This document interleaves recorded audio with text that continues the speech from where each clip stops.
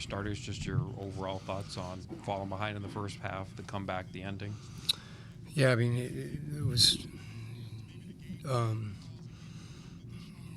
unfortunate that we gave up as many threes as we did, and that we weren't physical enough off the offensive boards early in the game. I think we just dug ourselves a hole, and those are the two things going into the game that we knew were that important. You know, literally, how did they get every one of their threes the last game? How did they get those offensive rebounds? And I just don't think it's not that we're not trying, it's that we lose focus. And if you're not focused in those moments, I think you're not able to have the intensity level in those situations. It's not enough to just, lean on somebody. You've got to try to move them. And, to our credit, I thought we really picked that up, particularly in the second quarter. And then, it was unfortunate they got that final bucket in the second quarter, because I think we did have some momentum. In the second half, the zone really helped us. That's a couple games in a row that we've had to do that, but it's been good. And then late,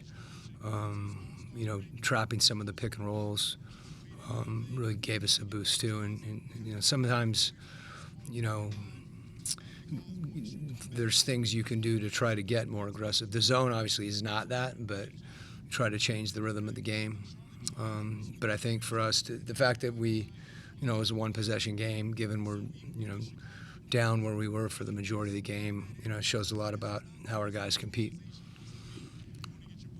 When you get as many new players as you have, especially in like the second unit, does it typically take longer as a collective to get on the same page on offense, on the same page on defense? Does it depend on the group? Does the zone help in any way?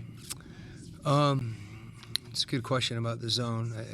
There's even in the zone, there's things that I think the biggest issue is that your communication has to fill in those gaps, and we weren't. We had a lot of blown coverages that we can be better if we'll communicate. But it's true on both offense and defense. I think the cross match puts another layer on it when you have Kalkbrenner, and they're playing that coverage. But that aside, that second group, you make up for that just by communicating and competing. And I think where it becomes even more challenging is in dead ball situations, whether it's a side out of bounds.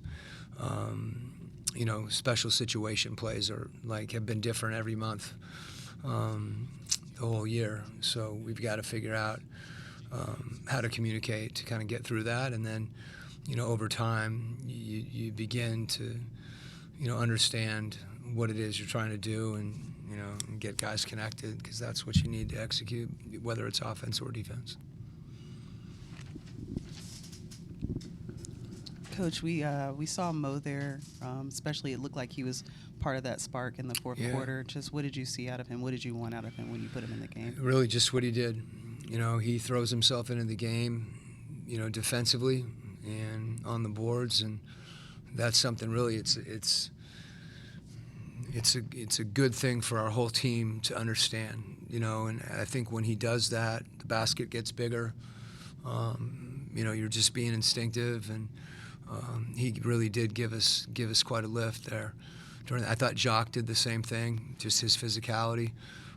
We had him open a lot in the post with some seals, but we'll get better, at recognizing those things. But that level picked up. I thought Zach, was physical in the second half, had a couple plays where he was really aggressive, and we tied a few people up. So that whole group, just, raised their level defensively, and the physicality. And then the other guys, when they came back in, sustained it.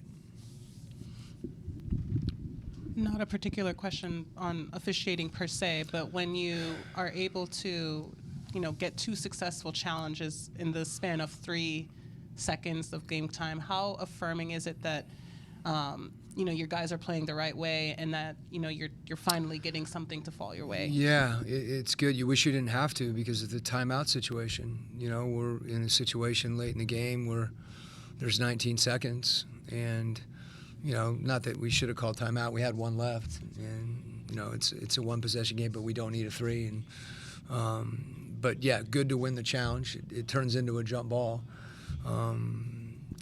So Connor Varney, who does the challenges, does a really good job. There's things that you don't want to challenge early so that you can have those opportunities late, and he's done a terrific job of differentiating those situations, whether it's taking points off the board. But there's certainly a momentum involved in it when you can win the jump ball, especially.